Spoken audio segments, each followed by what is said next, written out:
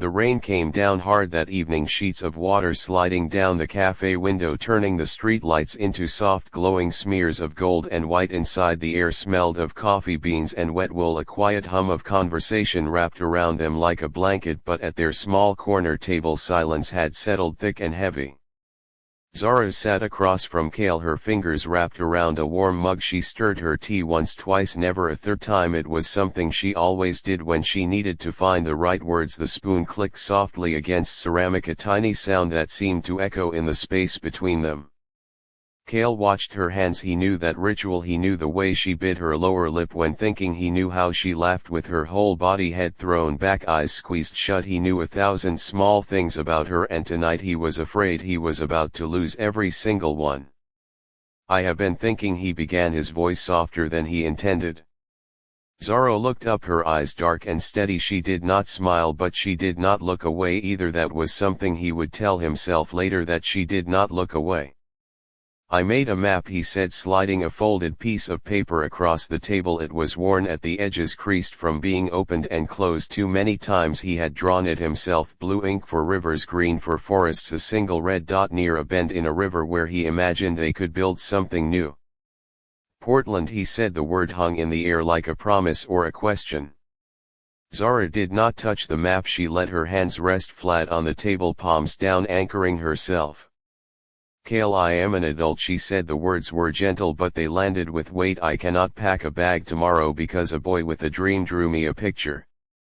His face tightened, not with anger but with hurt. He was not a boy. He had never been a boy around her. He had stayed up nights listening to her talk about her fears. He had held her when her father got sick. He had celebrated every small victory in her graduate program. He had loved her in the quiet, ordinary ways that did not make for pretty stories but built real life.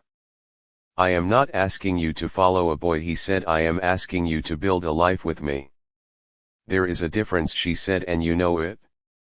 Outside, a car passed through a puddle, sending a wave against the curb. The sound was loud, then gone. "You want me to quit my position," she said. "You want me to walk away from 3 years of work, from my advisor who believes in me, from the research that might actually help people. You want me to trade that for a cabin in the woods and the chance you might write a book someday." "It is not a chance," he said. "It is a plan."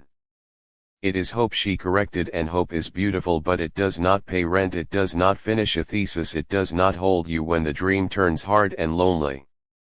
"I would not be lonely with you." "You would," she said, and the words came out sharper than she intended. She softened her voice. "You would wake up some morning and look at me not as the woman you love, but as the reason you never finished your novel, the reason you stayed in a drafty house instead of chasing the life you imagined. I will not be someone's regret, Kale. I cannot carry that."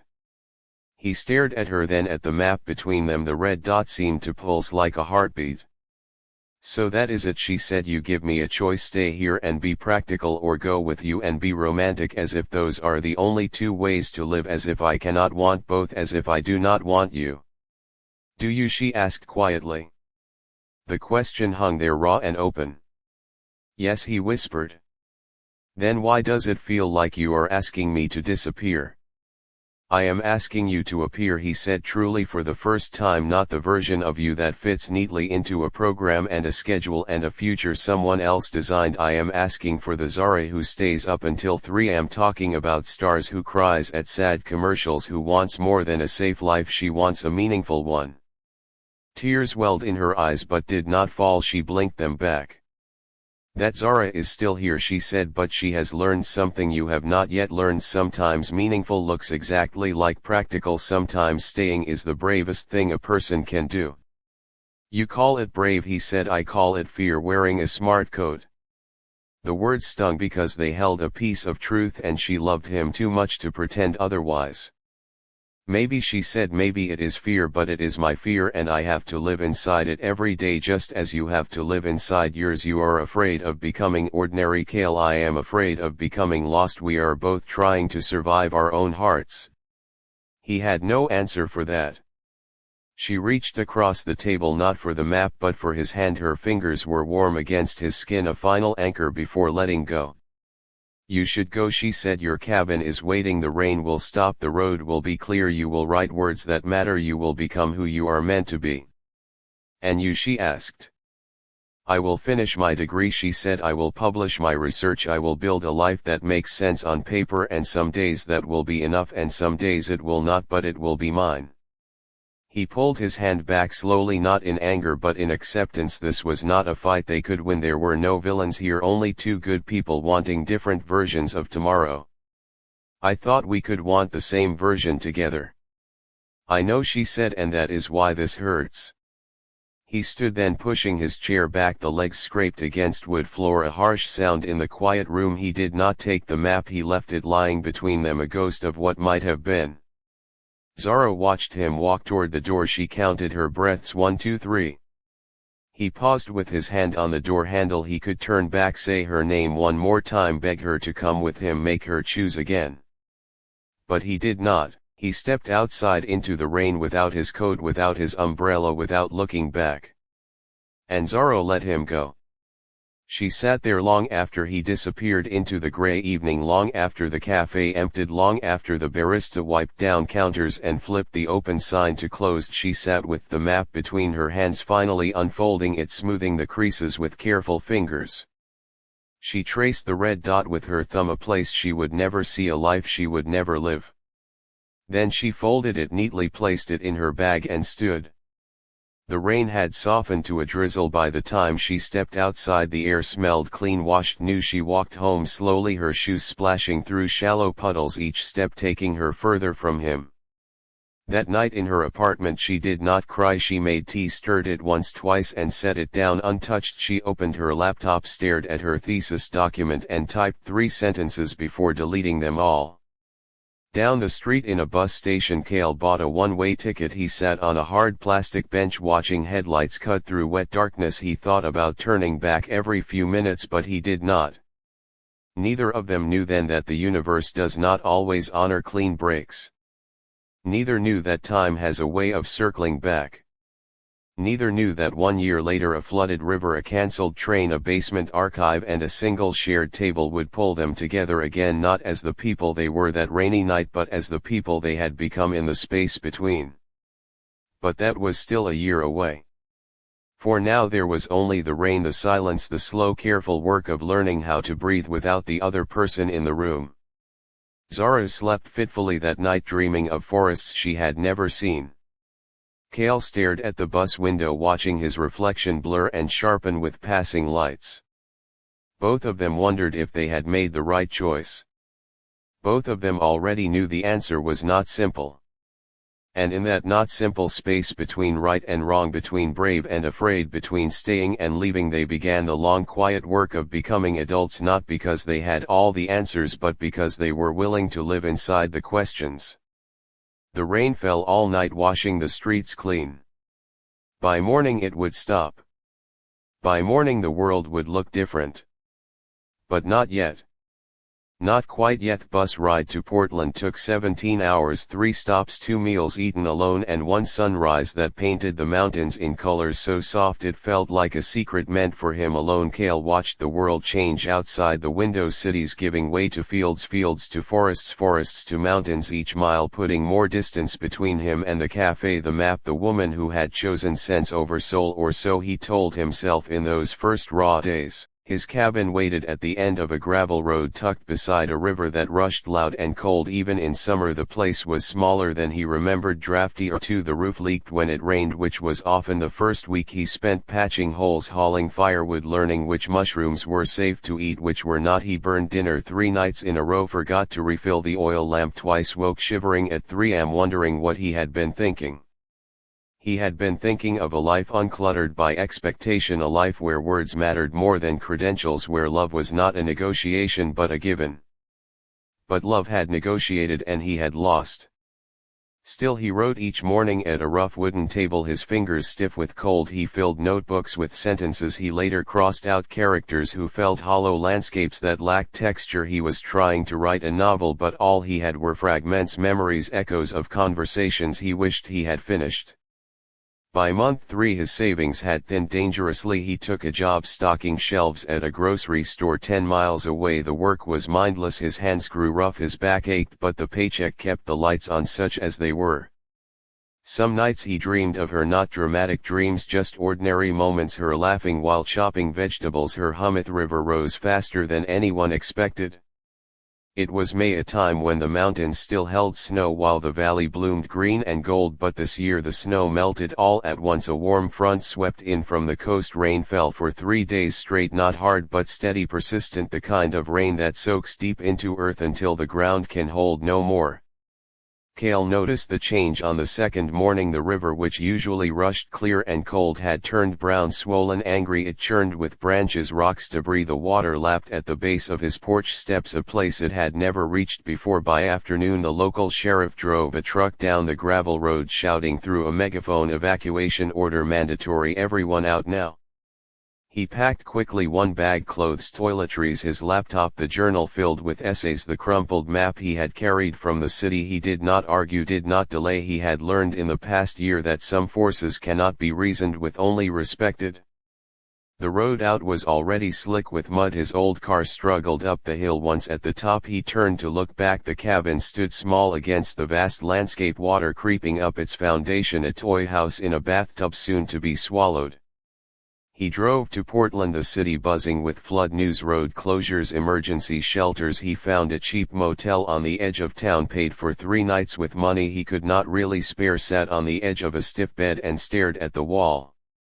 What now? The cabin might be gone, his few possessions ruined, his quiet life washed away. He felt not panic but a strange calm. The universe had made a decision for him, and sometimes that was a relief. Meanwhile, across the country, Zara sat in her advisor's office listening to a problem that felt far away. "We need someone to transcribe these oral histories," Dr. Eris Thorne explained, tapping a cardboard box filled with cassette tapes. "The flood damage in Oregon disrupted our original transcriber, and these interviews with Pacific Northwest elders cannot wait. They are fragile, both the recordings and the memories." Zara nodded, taking notes. The project was adjacent to her research on memory and identity, a good fit professionally. She agreed to help coordinate the search for a replacement. But by evening no qualified transcriber was available. Everyone was booked or too far away. The grant deadline loomed. The recordings needed to be digitized before further degradation. Dr. Thorne called Zara back into the office. "I found someone last minute. A writer actually lives up near the affected area, was evacuated like so many others, needs work, needs money, comes highly recommended by a colleague at the Historical Society, can start tomorrow."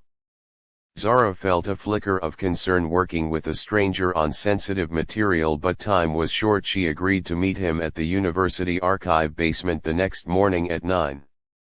She did not ask his name, did not see the referral letter, did not know that the universe was already weaving threads she could not yet see.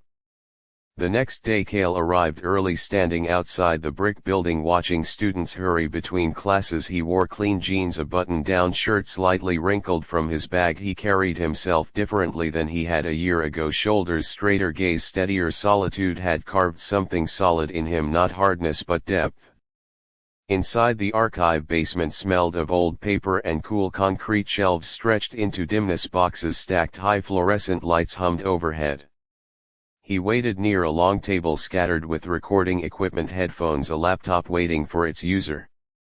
Footsteps approached, soft, measured. He turned. And there she was. Zara stopped mid-step, her body going still, her breath catching in her throat. She wore a simple sweater, dark pants, her hair shorter than he remembered, pulled back in a loose knot. She looked tired but sharp, her eyes the same dark, steady pools he had loved. For a long moment neither moved. The hum of the lights filled the space between them. "You are the transcriber," she said, her voice barely above a whisper. "The universe has a cruel sense of humor," he replied. She almost smiled, almost but not quite. "Or a stubborn one," she said. Neither knew what to do with their hands, with their eyes. With the sudden collapse of a year's distance they stood there, two adults who had built separate lives, now facing each other in a basement filled with other people's memories. Dr. Thorne appeared then, bustling down the stairs with a cheerful obliviousness. "Ah, you two have met. Wonderful, Cale. This is Zara, my lead researcher. She will orient you on the project requirements." "Zara, Cale is our transcriber. He starts today." They exchanged stiff nods, formal gestures that felt absurd given the history humming beneath the surface.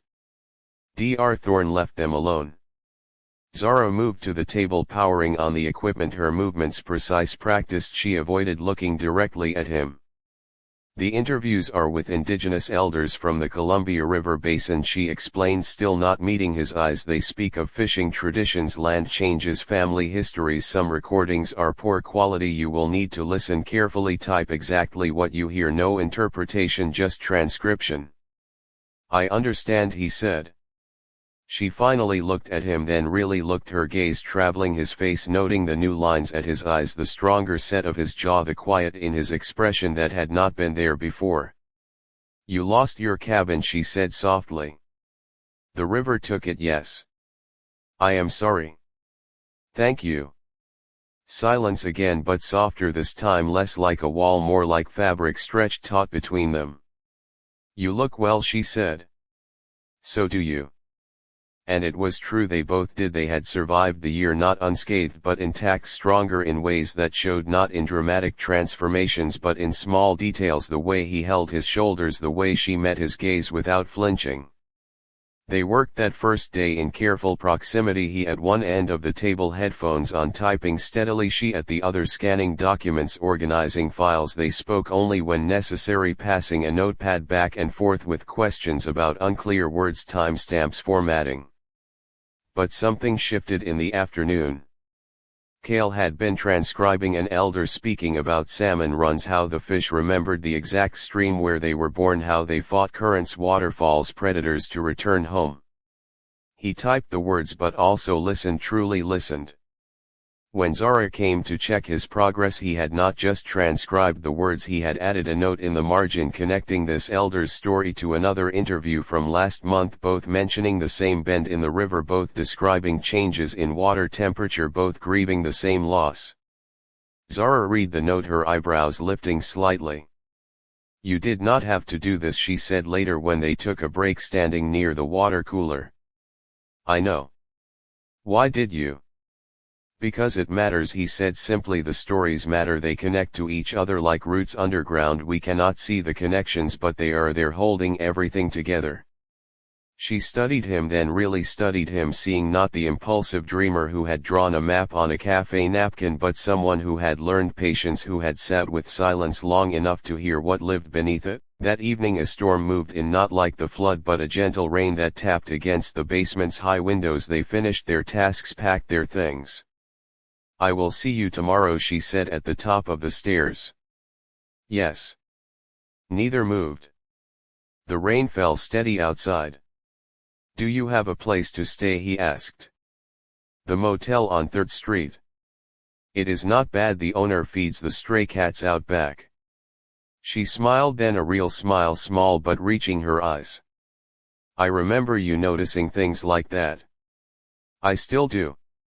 They stood under the awning of the Humanities building, watching rain sheet down the street beyond the glass. The city lights blurred into gold smears, just like that night a year ago in another city, another life.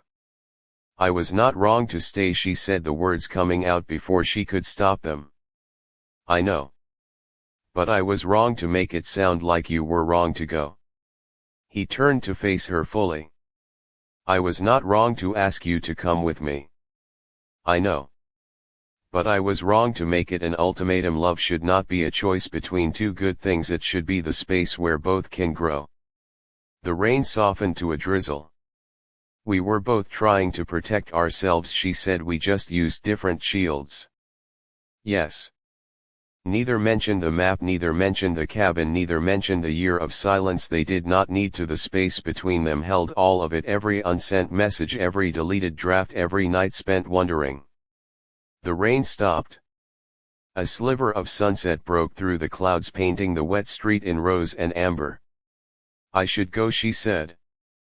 I know. But tomorrow. Tomorrow, he said, I will be here. And she knew he meant more than the basement, more than the transcriptions. He meant he would be present, truly present, not running, not demanding, not disappearing. And she knew she would be there too, not hiding behind practicality, not armor plating her heart with logic. Just two people who had loved each other once and had spent a year learning how to love themselves, and maybe that was the necessary work before they could try again, not as the people who had said goodbye in the rain but as the people who had survived the flood and found solid ground on the other side. They walked away in different directions that evening, but the distance between them felt different now, not a chasm but a bridge under construction, each step forward building something stronger than before. And high above them the clouds parted, revealing the first stars of evening, steady patient witnesses to the slow beautiful work of return. Part 4. The bridge. They fell into a rhythm over the next 3 days, a careful dance of proximity and restraint, arriving at the archive basement at the same time each morning, 9 sharp, working at opposite ends of the long table, sharing space but not conversation except when necessary, a question about a garbled word, a note about timestamp formatting, a request to adjust the volume on the recorder. Cale transcribed with a focus that surprised Zara. He did not rush, he listened to each tape 3 times, first for flow, second for accuracy, third for meaning. His typed pages accumulated steadily, but he also filled margins with observations, connections between interviews, patterns in language that revealed deeper truths about memory and place. Zara watched him from the corner of her eye, noticing how he paused, sometimes fingers hovering over keys as if waiting for the right rhythm before continuing, noticing how he rubbed his temple when concentrating, how he smiled faintly at a particularly vivid description from an elder, remembering berry picking as a child.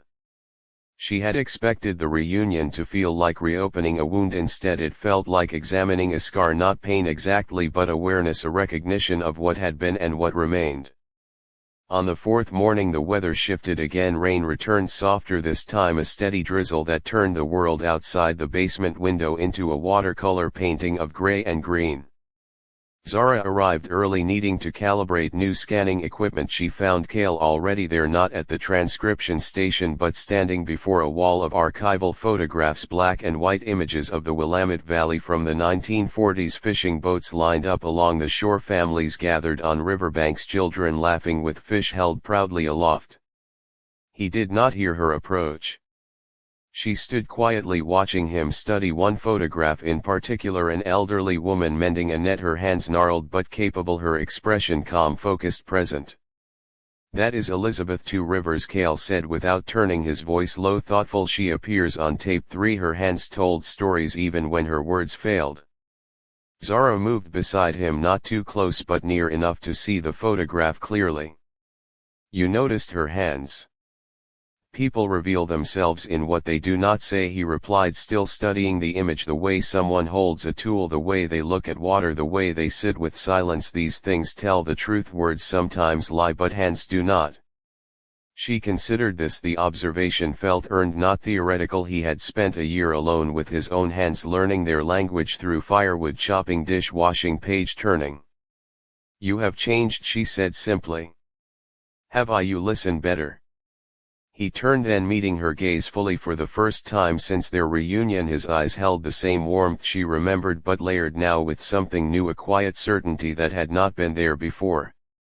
"Solitude teaches you to listen," he said, "not just to others but to the spaces between words, to what lives underneath. I spent a year with only the river and the wind for conversation. You learn to hear differently."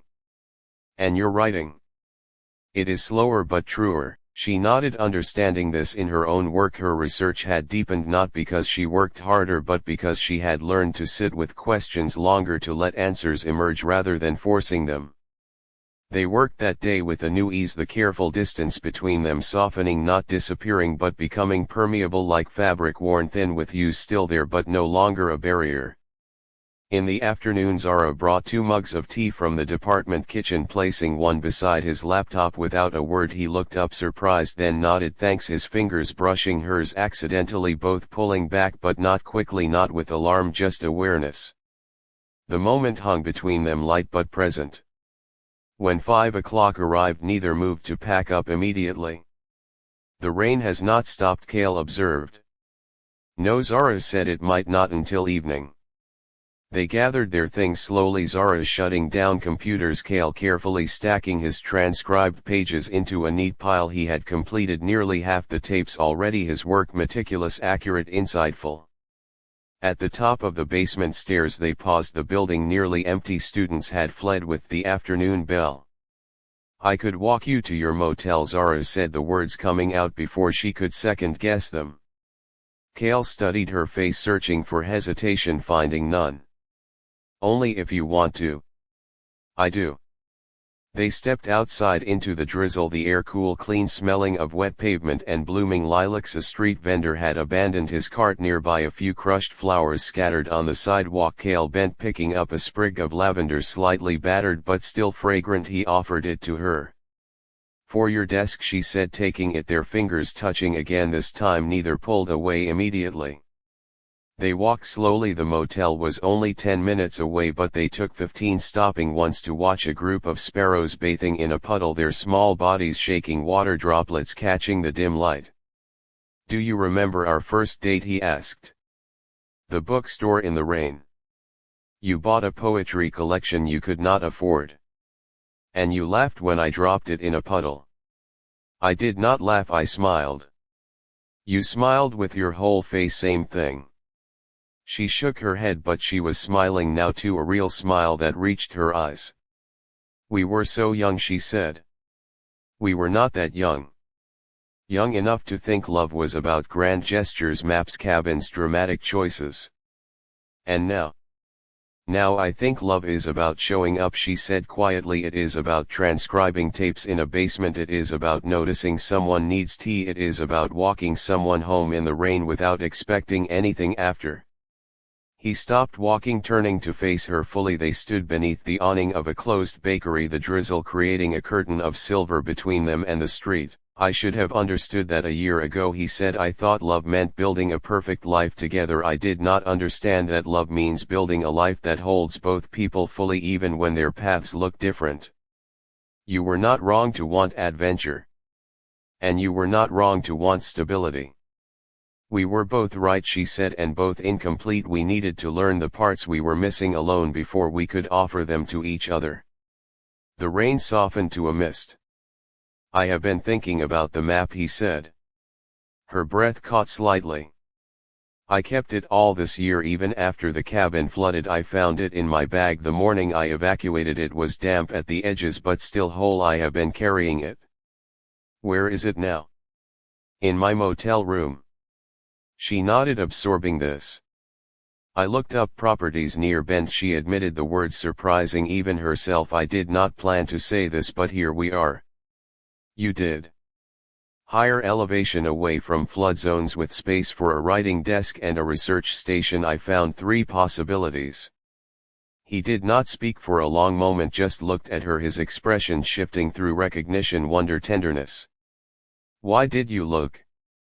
"Because I realized something important," she said. "Being an adult is not choosing between love and responsibility. It is building a life where both can breathe, where both can grow. It is not about sacrificing one dream for another. It is about designing a life large enough to hold all the important things. Including me. Including you." The mist began to lift, a sliver of sun breaking through the clouds, painting the wet street in gold. "I do not want you to give up your research. I do not want you to stop writing. I can write anywhere. I can research remotely 3 days a week. My advisor already approved it last month. I just did not know why I was asking until now." They stood there, the space between them humming, not with the frantic energy of their youth but with something deeper, steadier, like roots finding each other underground. "This is not the same as a year ago," he said. "No, it is not. Then I was asking you to leap blind. Now we are building a bridge together, stone by stone." "Yes. We might still fail. We might. But we would fail together, not apart." Her eyes glistened but no tears fell. This was not a moment for tears, it was a moment for seeing clearly, for choosing with eyes wide open. "Walk me the rest of the way," she said. He nodded. They walked the remaining blocks in comfortable silence, not the heavy silence of their first days together, but a light, easy quiet, the kind that exists between people who no longer need to fill every moment with words. At the motel entrance, a small building with flickering neon vacancy sign, they stopped. I will see you tomorrow at 9, she said. I will be there.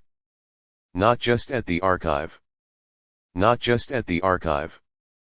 She turned to leave, then paused, looking back. Kale. Yes. Thank you for not looking back that night in the rain. He understood she meant the cafe the moment he walked away without turning around. I wanted to, he admitted. I know, but you did not, and that was the right thing then, just as this is the right thing now. She nodded once, a gesture of understanding completion. Tomorrow, she said. Tomorrow.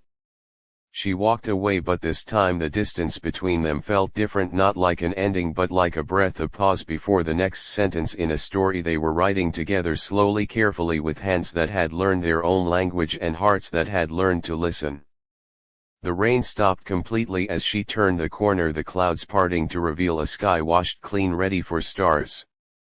And for the first time in a year neither of them felt alone, not because they had found each other again, but because they had found themselves and discovered that the selves they had become could stand side by side without fear, without ultimatums, without losing anything essential.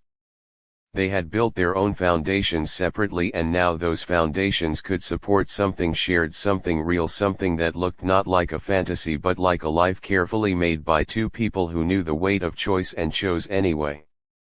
The bridge was not finished, not yet, but the first stones were laid solid and true, waiting for the next ones and the next, until the span was complete and they could cross together, not as the people who had said goodbye in the rain but as the people who had learned how to come home.